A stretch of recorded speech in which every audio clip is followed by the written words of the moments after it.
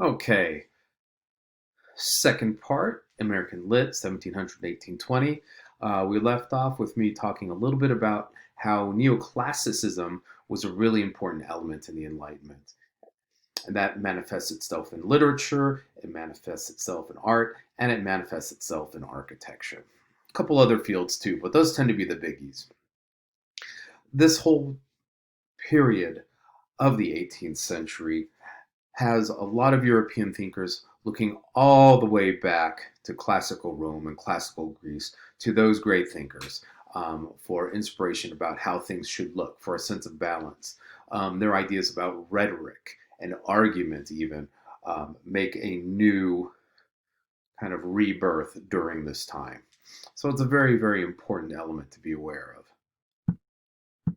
Now, here's a statue by an American sculptor during the late 1800s.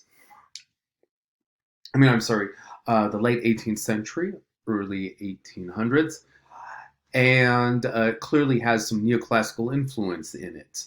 You see by the drapery, the idealized musculature, and bodily proportions. Take a guess of who that might be.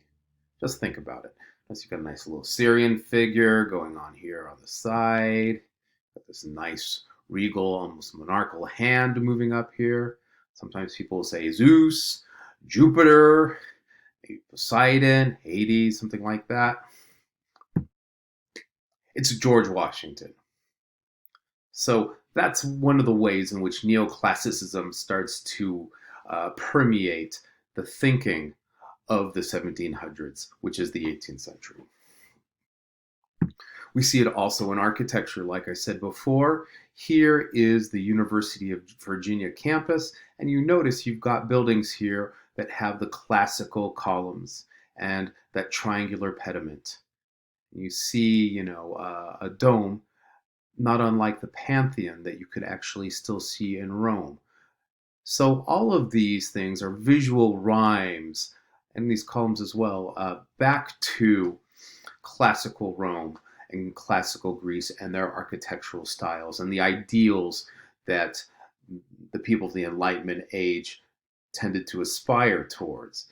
If you want to get another example of this, think about any large government building we have.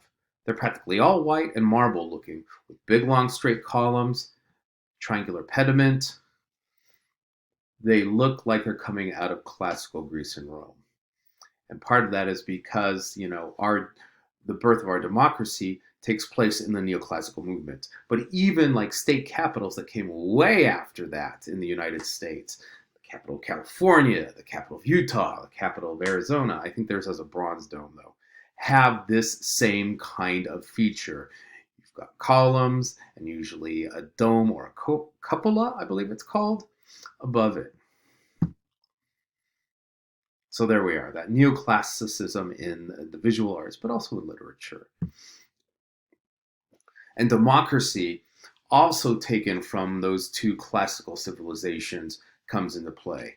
The Greeks, of course, had a limited democratic system. You had to be male, you had to be a landholder, but they all did vote among that group. It wasn't a monarchy.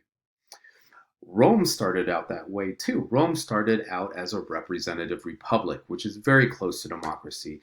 It's actually pretty close to our system now with our two houses of the legislature, the Congress, House of Representatives, and the Senate. You might know the Roman Republic didn't last all that long. It's about 200 years or so before Julius Caesar usurps power and pretty much, establishes himself as the first emperor of Rome. And it goes that way for about the next 600 some odd years. That's a very different story, though. Moving right along, we also have the early beginnings of modern consumerism. With this advance in science, we get advances in transportation, manufacturing, medicine. All of these things help to accelerate trade and consumption. We also get some of the earliest economists talking about how money works and how large economies at like the national level work. Adam Smith being one of the very earliest. With that, people are buying things to buy things. They're buying things far beyond just basic need fulfillment. They're fulfilling wants. We have, in some ways, the rise of a very contemporary looking middle class. The other large event that we need to talk about in the early 1700s is the Great Awakening. Now, this event is very important because it is recasting and refashioning of the Puritan movement. Now, the Great Awakening is coming out of the Puritan movement, and it is conservative and traditionalist in a time when a bit of the colonies are moving away from that particular mindset, that's particular spiritual bent. And part of that is that there is just such a rapid influx of people. They're just not all Puritans. They're coming from all different parts of Europe. And, so you do have more mainstream Protestants, you have Anglicans, um, you have Catholics coming from Southern Europe and Eastern Europe, you have Jews, um, all kinds of different religious denominations. And the Great Awakening, in some ways, is, attempt to circle the wagons, recoalesce, and try to get that Puritan focus back in. So in ways, it's reaction against this greater diversity that's happening. And like I said, it's conservative. It's going back to Puritan tradition and Calvinist tradition, and it's also visceral. And in some ways, this is very, very different from traditional Puritanism. Um, Traditional Puritanism is about this mental and spiritual and emotional connection with God that each individual can have, that individual contract. This visceral religious aspect um, posits that religion is something that you feel in your body, it moves through you. And if you think about that in terms of contemporary religious practices, this doesn't seem that uncommon. We have all kinds of different religious experiences that um, talk about or discuss the moving of the spirit through a person.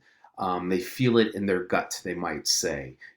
They may speak in tongues that make them dance a certain way. It may have a physical effect on their body. So it's rooted in this physical experience of being a human being. And the other new part of it too is that it's this part of emotion that is even stronger than in Puritanism. The emotional aspect of very traditional early Puritanism, it's quite rarefied and almost spiritual, but there's this strong, overwhelming sense of emotion. Like it's hard to keep in.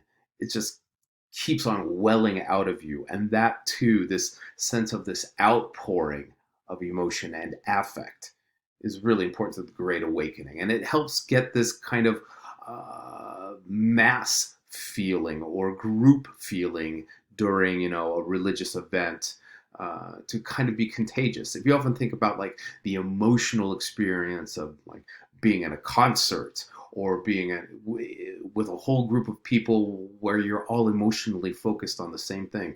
Maybe it's a really important sporting event. Maybe it's somebody's wedding or something like that. That kind of mass emotion is very, very important to the Great Awakening and the way the Great Awakening gets expressed and engaged in socially. And Jonathan Edwards is the big guy in charge of this. He is our last and final great Puritan thinker, and he's somebody we'll be talking about more in length.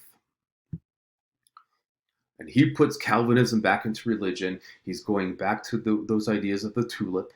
If you remember that from our earlier lecture about Puritanism in general, we were looking at Mather and we were looking at Winthrop. And I know that's super technical stuff. What you just need to take away from that, this one point, and that is unconditional election. And it's the whole idea that God has already chosen who will be saved and who will be damned. And nothing you can do can change that status. No amount of good deeds, no amount of bad deeds, because God is all knowing. God knows the future.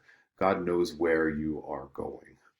Once again, it really does pull that free will sense out of religious experience. And again, this is, if you think about it this way, this really kind of grates against and is like chafing or reacting against the Enlightenment thinkers, especially Locke, who's saying, hey, you know what? The way to be a good, holy person, the way to be right in God's eyes is to basically be good and kind to others. Human compassion, sympathy, reason. That's not what Jonathan Edwards and in general the Puritan tradition is about. And here we have a camp meeting during the Great Awakening. And if you notice, it is about this mass experience, and it's outdoors in nature. A lot of churches and other religious institutions are going outside due to the pandemic right now. So there is this sense of communal feeling and rising up. If you think about how big some churches are, some are held like in stadiums or in mega church facilities that look like very lavish theaters with these very big productions. There's something of the Great Awakening and its camp meetings in those kinds of structures. And there we have like a nice camp meeting, a close-up. And if you notice, there is an expression of emotion here that doesn't seem as restrained as what you would think you would get out of a Puritan ceremony. So that's important for us to remember as well. Sometimes these people involved in the Great Awakening were called revivalists. They're reviving the religion. They're putting new life in it once again. And more traditional Puritans, in some fashion, thought that this was close to a sense of hysteria. It was not reserved. It was not controlled or restrained. And there was actually one minister, Charles Chauncey from Boston, who compared this to Anne Hutchinson and her revelations that almost caused an upheaval in the church back then. So this one important pastor is comparing this kind of movement in some ways to the very supposed heresy of Anne Hutchinson about a century earlier. Next thing we have to think about is how colonial politics are moving around. And this is extremely important. And this is due to a couple of factors. The increase in growth of the colonies, the increase of wealth in the colonies. By growth, I mean population. Also the increase in political awareness and Enlightenment thinking. There were skirmishes between the colonists and the British, and the colonists become increasingly dissatisfied with colonial rule by the British. And here we see a representation of the Boston Massacre, showing Crispus Attucks, one of the leaders, getting shot and killed by British troops. This is in 1770. So this is right before the Revolutionary War, relatively speaking. Another really important element of this is that there was a piece of legislation called the Stamp Act, which meant that every piece of paper used in the colonies had to be stamped and taxed via the British government. So any piece of paper used, you were paying a tax on it that went back to the crown, that went back to England itself. And the colonists thought like they were getting bled dry on that, and they didn't like it. Taxation without representation is that very large idea, and I'm sure a lot of you remember that phrase from earlier, studies of American history.